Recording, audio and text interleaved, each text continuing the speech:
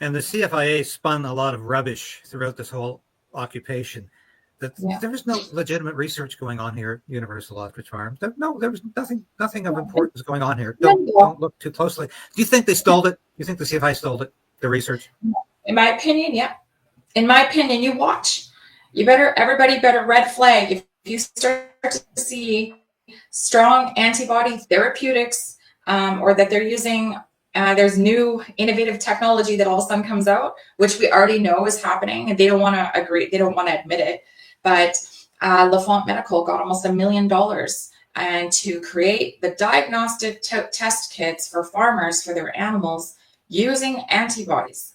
And so they had all the offer and the opportunity in the world to help collaborate with us for free. We wanted to work with them. We were giving them the science. We were giving them hope. We were giving them our solutions and our data and for free. So they're already doing that with Lafont Medical. Another thing that we have heard is that Angela Rasmussen, we know how professional she is. She actually is managing the Saskatchewan University bioweapons lab that was created in this year, 2025, and they've went to a level 4. So she's actually manning on antibody research. And so as much as they all want to attack us about our ostriches and say that we had nothing, they lied about how much scientific data and proof we gave them. They lied about all of the everything, our research papers, scientific data. They lied that we didn't give that to them. And here they are developing it right now.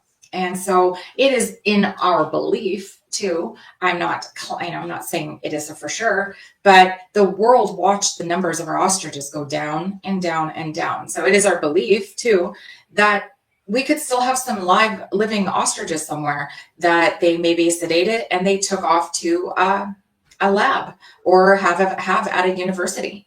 So we are really asking anybody as well, if anybody ever has a lead on that or any information that really comes down to the truth of the matter of why Canadian Food Inspection Agency was at our farm. I know John Catsimatidis has been wanting to offer a reward because he was deeply saddened and it affected him too of how this ended. And he wants to see justice. He wants a real answer of why was Canadian Food Inspection Agency at Universal Ostrich Farms and why were they willing to put up so much money and enforcement to protect animals to kill them. Well, Katie, there's been so much cover up here. And this is what disturbs a lot of people because we know they didn't cart away 314 ostriches. We know that they lied constantly about the numbers going down. People were counting the ostriches. Yeah. And apparently the CFIA couldn't count because they kept saying, all we can give you is a range and you'll have to be satisfied with that. But they couldn't actually go and it was too hard for them. But it didn't stop observers at the farm from going up the hill, getting pictures and counting. And the numbers were going down every week, as I reported every day during this occupation. And what they're up to, we know there was some activities going on that were pretty bad. So, and it's not just that. Yeah, I believe they have taken the evidence. I believe that. I think this was all part of this operation. And I think that's why ostriches are disappearing. Yeah, blood or whatever, what it was, they were taking it. And it is our belief that the Supreme Court did not give us a stay. The Supreme Court of Canada gave Canadian Food Inspection Agency a stay.